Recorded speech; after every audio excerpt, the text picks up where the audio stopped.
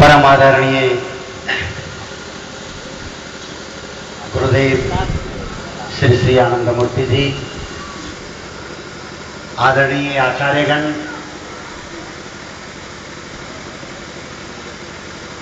इस श्रीनगर के निवासियों, आनंद मार्गी भाइयों बहनों, आप सबों ने अभी हमारे दो प्रबुद्ध वक्ता का वक्तव्य सुना। आदरणीय आचार्य मधुवर्तानंद अवधूत जी ने भक्ति शास्त्र की बात को कहते हुए मनुष्य के जीवन का जो सबसे महत्वपूर्ण चीज है, मनुष्य जिस चीज के लिए आया है, उसकी चर्चा उन्होंने की। गृह आचार्य आदरणीय रणधीर देव जी ने आप सबों को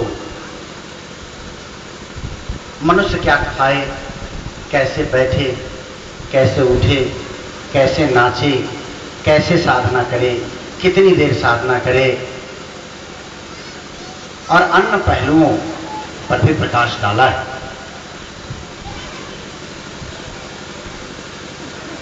आप सबों से मैं कुछ आगे कहूं उससे पहले मेरा एक प्रश्न है। यहां आनंद मार्ग की साधना पद्धति में जो लोग दीक्षित हैं, जो आनंद मार्ग की साधना करते हैं, वे हाथ उठाइए।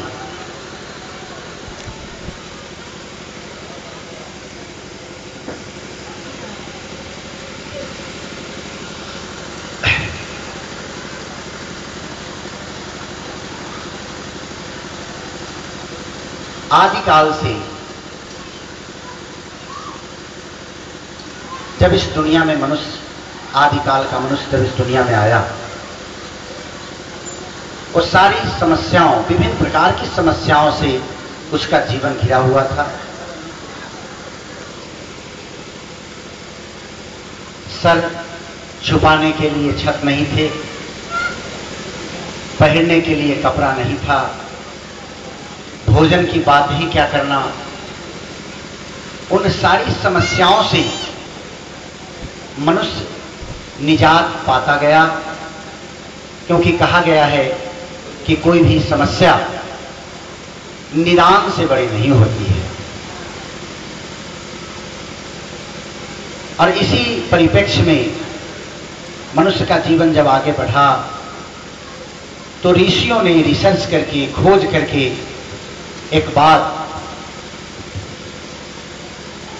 मनुष्यों से कह दिया कि जो मनुष्य, हे मनुष्य, तुम्हारा जो जीवन है वो चतुर्वर्ग पे आधारित है। काम, अर्थ, धर्म, मोक्ष, इस चार चीजों को लेकर मनुष्य का जीवन है।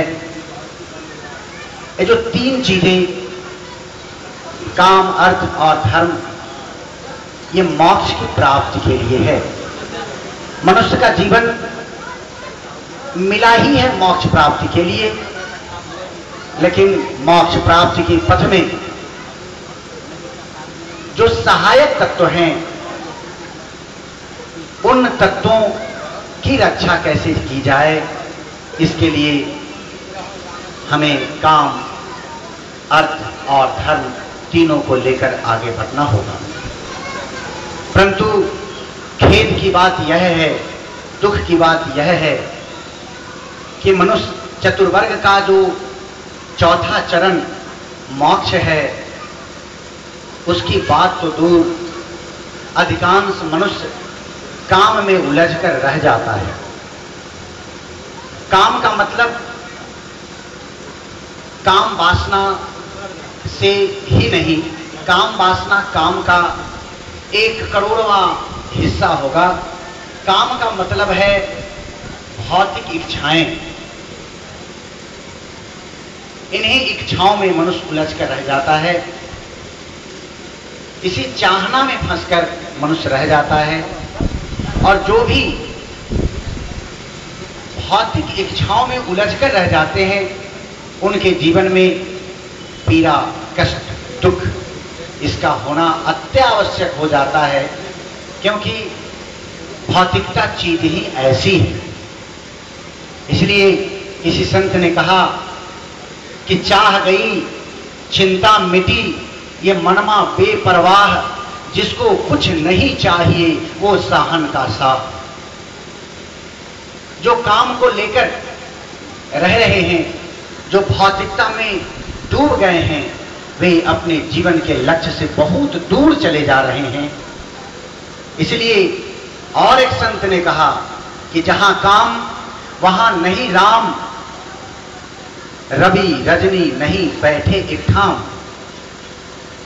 जहां काम है वहां राम नहीं है। रवि रजनी, सूरज और चांद कभी एक जगह नहीं हो सकते। इसलिए मनुष्य का कर्तव्य है कि इस शरीर की रक्षा हेतु वो अवश्य ही अपनी भौतिक इच्छाओं को रखेगा, काम को रखेगा, लेकिन सदैव इस बात का ख्याल रखेगा कि हमारे जीवन का लक्ष्य काम नहीं, अर्थ नहीं, धर्म नहीं, हमारे जीवन का लक्ष्य मोक्ष है। तो यह जो जीवन का लक्ष्य हमारा मोक्ष है, उस मोक्ष को पाने के लिए हमें आगे निकलना पड़ता है। इसका मतलब यह कभी नहीं है कि हम काम को, अर्थ को और धर्म को छोड़ दें। यह निश्चित ही सहायक है। सहायक चीज हमारे जीवन का लक्ष्य नहीं हो सकता। इसलिए आनंद मार्ग के प्रवर्तक कहते हैं कि हमारा जो लक्ष्य है जीवन का, वो है आत्मोक्षार्थम जगत हिताय च। लेकिन प्राप्ति का जो साधन है निश्चय ही ब्रह्म सत्य है, लेकिन जगत भी सापेक्ष सत्य है। इसलिए subjective approach through objective adjustment को लेकर हमें आगे बढ़ना होगा। ऑब्जेक्ट को हम अपने जीवन का लक्ष्य नहीं बनाएंगे। हर जगह सब्जेक्ट मीन्स परमात्मा। हर चीज, हर काम को करते करते हमें अपने लक्ष्य उस परमात्मा को सामने रखना होगा, और उसी को रखकर जब हम आगे बढ़ेंगे तो हम मोक्ष को पा सकते हैं। यहां कई तरह के लोग उपस्थित हैं। कुछ बालक हैं, बालक बालिकाएं हैं, कुछ युवक हैं और कुछ वृद्ध हैं। इन तीनों का अपना अपना महत्व है। कहा गया है कि अगर बालक के जैसा निर्दोष मन हो जाए, युवाओं के जैसा अगर जोश से भरा हुआ मन हो जाए, और वरिष्ठ व्यक्ति वृद्धजन का संभाला हुआ अगर हो